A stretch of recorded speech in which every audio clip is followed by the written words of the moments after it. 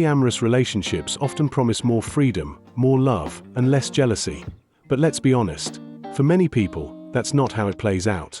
While polyamory absolutely works for some, as a general model for relationships, it raises serious challenges that most people simply aren't equipped to handle. Let's start with the biggest myth, that jealousy magically disappears in poly relationships. It doesn't.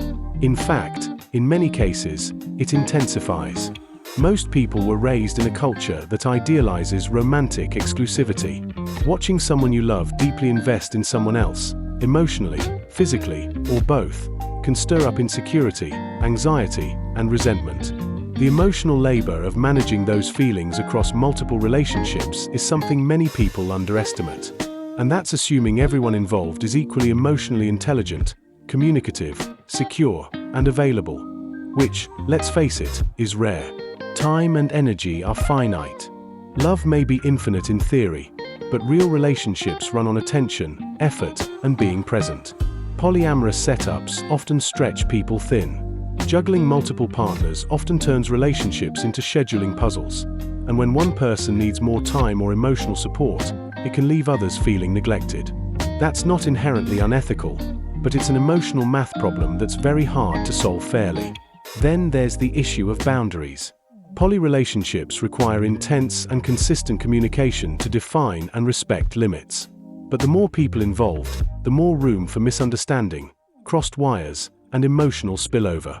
Even one poorly communicated expectation can unravel an entire dynamic. Not to mention, most people just want to be someone's one and only. Monogamy is more than a cultural norm. For many, it's an emotional need. They don't want to share, not out of possessiveness, but because exclusivity is part of what makes romantic love feel sacred and safe.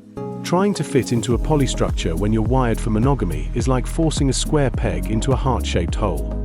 Of course, this isn't a judgment on individuals who thrive in polyamorous relationships. For a small, well-matched subset of people, it can be healthy and fulfilling. But as a general model for relationships, the reality is that most people don't want to manage the complexity, risk, and emotional juggling act that comes with it. So while polyamory isn't inherently bad, it isn't universally good either. For most, it tends to introduce more chaos than clarity, more stress than freedom, and more heartbreak than they signed up for. Some relationship structures don't need to be the norm to be valid. But let's not pretend they're one size fits all. Polyamory might be right for a few, but for most, it's probably not the better